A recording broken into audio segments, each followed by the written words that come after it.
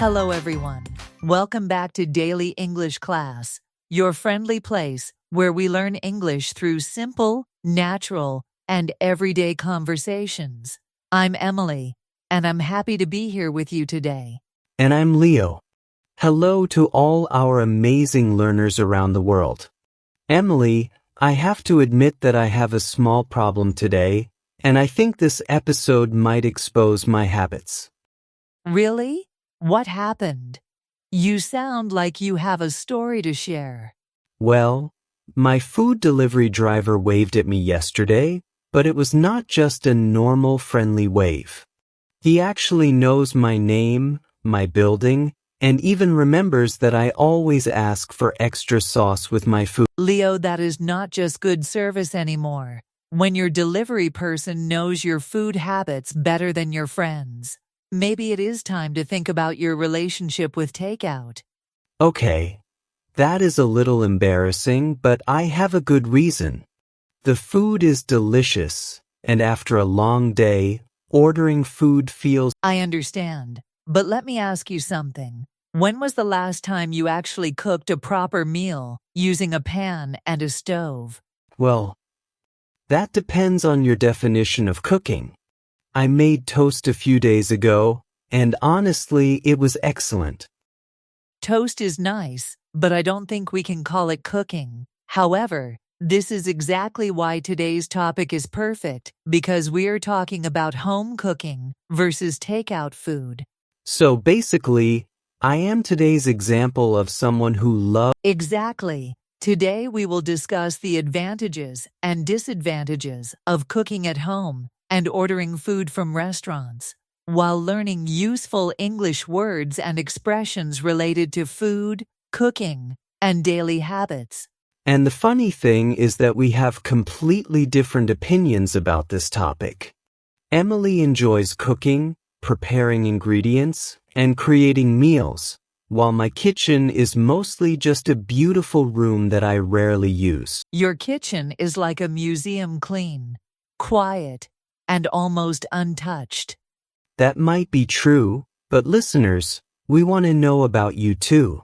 Do you enjoy making food at home, or are you someone who prefers ordering from restaurants? Share your answer because there is no wrong choice. All right, Leo, I will let you defend your takeout lifestyle first, but later I will share one simple cooking habit that saves me a lot of money. Now that sounds interesting. But first, let me explain why I think takeout can actually be a good choice sometimes. I'm listening. Let's hear your arguments. My first reason is convenience. When I am tired, busy, or simply not in... That is true. The word convenient means something that is easy and saves you time or energy. For example, ordering food can be convenient when you have a busy schedule. Exactly. Another useful phrase is order in, which means you order food and it comes directly to your home. You stay comfortable at home while your meal travels to you.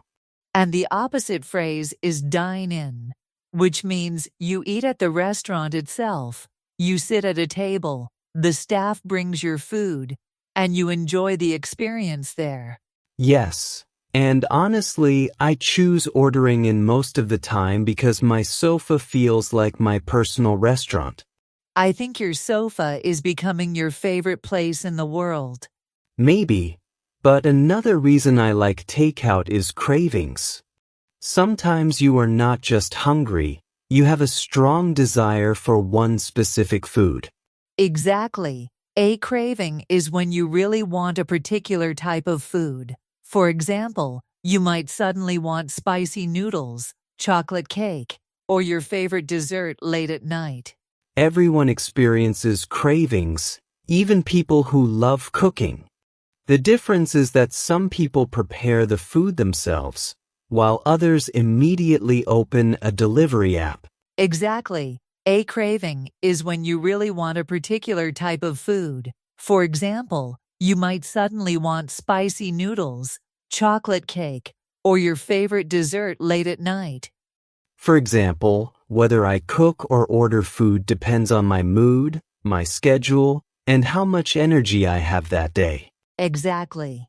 Remember, we say depends on, not depends of. This small word makes your English sound much more natural. So, whether you love home cooking or prefer takeout, both choices can be part of everyday life. The important thing is understanding your habits and making And that is what makes daily conversations interesting. Real English comes from talking about real experiences, simple choices, and things we do every day. Some nights I cook at home, and some nights I choose not to cook because it depends on how tired I feel after a long day. Sometimes ordering food feels like the easier choice. And on special occasions, you can say you splurge, which means spending extra money on something you really enjoy, as a reward or a small treat. Exactly. Takeout can be fast, convenient, and perfect when you have a strong craving for a specific food. It can also feel special when you choose something you love. Before we continue, tell us your go-to takeout meal. A go-to choice is something you always choose because it is your favorite or the easiest option. My go-to food is spicy noodles because they are my comfort food. Comfort food is something that makes you feel happy, relaxed, and connected to good memories. Now let me defend home cooking.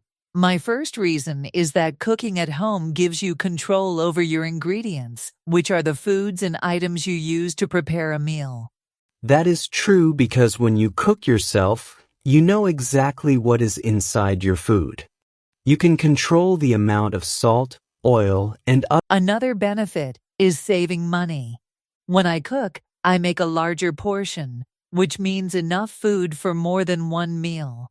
That is a smart idea because you can cook once and enjoy the food again later.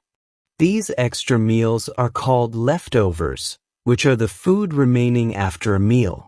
Exactly. Leftovers save time and money. And cooking from scratch makes food more personal. It means making something using basic ingredients instead of ready-made products. I like the idea, but my problem is time. After a busy day, cooking feels difficult because I want something quick and simple. Not every homemade meal takes a long time. Some dishes, like pasta, are simple, quick, and one of the most popular comfort foods around the world. When you explain it, cooking sounds easy. But when I try, my kitchen sometimes feels like a place full of problems. That is why learning cooking verbs helps. For example, to peel means removing the skin from fruits or vegetables, like peeling a banana or potato. Yes, exactly. You remove the outer layer of a fruit or vegetable, and honestly, peeling is probably the one cooking skill I can proudly say I have mastered. That is a start. Now let's learn another useful cooking verb, to stir. It means moving a spoon around in a circle to mix something properly. So when you stir soup or sauce, you keep moving it gently so everything mixes well and nothing sticks to the bottom of the pan. Our next word is to simmer. Simmer means cooking something slowly on low heat with small bubbles, not strong boiling bubbles everywhere. I like that explanation. Boiling feels like a loud party, but simmering feels calm and peaceful, like a relaxing spa for your food. Exactly. Slow cooking helps flavors develop and makes sauces taste much better. Now let's talk about another important word, to season. Seasoning does not mean summer or winter. In cooking, it means adding salt, pepper, herbs, or spices to make food more flavorful. Right, if your food tastes boring, maybe it simply needs better seasoning. Even a simple dish can become delicious with the right spices. That explains many of my cooking problems. I always thought food should naturally taste amazing without any help.